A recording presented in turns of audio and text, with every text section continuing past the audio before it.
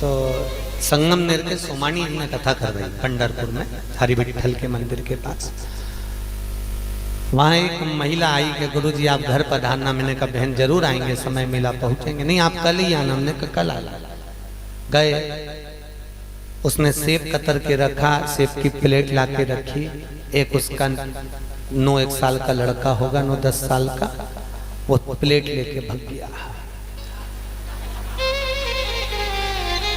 थोड़ी देर बाद उसने चांदी के गिलास में दूध ला के रखा। चांदी का गिलास गर्म ज्यादा हो जाता है, दूध डालने से गर्म पदार्थ हो जाता। तो वो आया और वो गिलास लेके उसकी माँ को बड़ा दुख, बहुत दुखी हुई कि गुरुजी आपका अपमान हो गया। मैंने कहा बहन अपमान तो जाने दे, पर ये बताइए ये कैसे हुआ?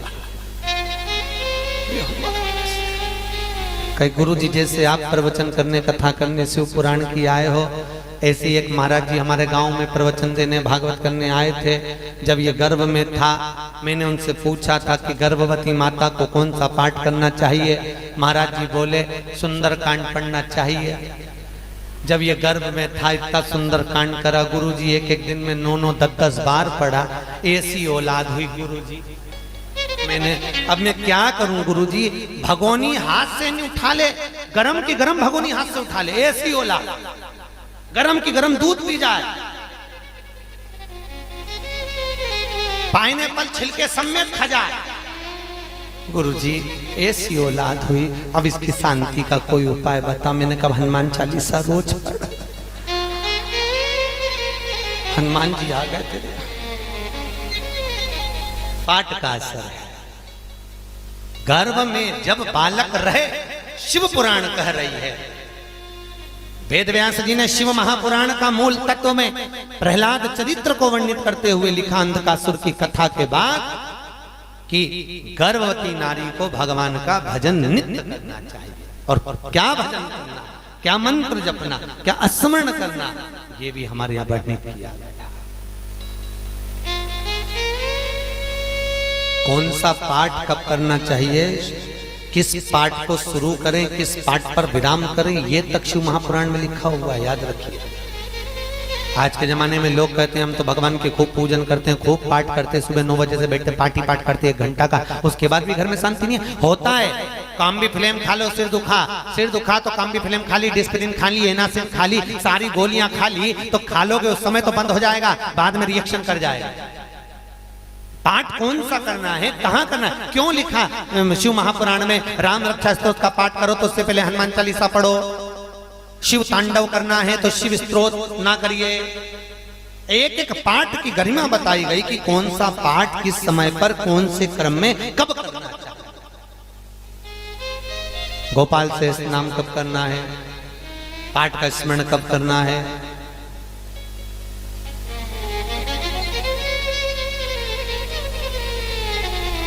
गुरु मंत्र की माला कब लेना चाहिए, पहले ले ली तो उसका कोई लाभ नहीं, इसलिए माला आखिरी में आती है। इसलिए आज भी सुमरी, आप लोग देखे सुमरी को, माला जपते हो, सब जपते हो, तो सिमरनी आती है बीच में। सुमरी सिमरनी क्या बोलते हैं उसको आप लोगों की भाषा में, जो भी बोलते हो। तो उस माला को डायरेक्ट नहीं जपा जाता है, जहां सुमरू आता है, जहां सुमरनी आती है, वहां से उस माला को बदल लिया जाए, माला वापिस चेंज।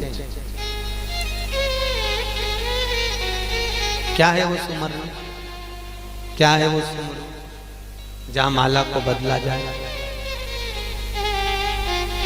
किस लिए बदलते हैं उस स्थान पर, उसी जगह पर आकर बदलने का सार तत्व क्या है?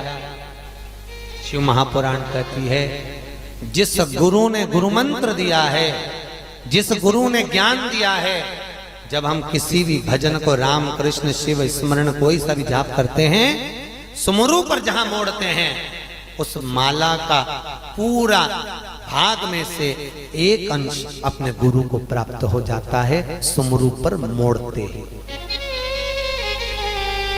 वो गुरु का मन का है। किसका मन का है? अपने गुरु। मोड़ते ही वह मिल गया।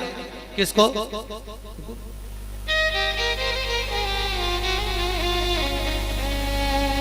अब लोग इतने चतुर हो गए कि आजकल गुरु को देना नहीं चाहते, इसलिए वो माला को छोड़ के बटना लिया, दिन भर बटना दबाते फिर राम राम राम राम। वो छोटी सी बटना आती है ना, बटना देखी इधर नहीं आती होगी शायद, आती है, वो उंगली पे बांध ले, दिन भर दबाते फिर बटना, राम राम राम राम राम राम राम राम। अब पूरा काउंट कर रहे हैं, 100 हो गई, 200 हो गई, 250 हो गई, 300 हो गई, 400 हो गई, पर गुरु की कहाँ गई? गायब। अब बटना से गुरु को नहीं मिल रही है, तो गुरु को नहीं मिली तो फिर तरोगे, दबाते रहो कितना ही, भजते रहो कितना ही, पर बटना की अपेक्षा हमारे संत भी उस समय पर बटना ला सकते थे, पर वो क्या लेकर आए? गोमुखी और माला। माला लाने का कारण केवल इतना है कि सुमरू पर घूमेगा तो गुरु को एक अंश मिलेगा, और गुरु को एक अंश मिलेगा तो गुरु इसके भजन को पक्का पुष्ट और प्रबल करेगा, प्रबल करेगा।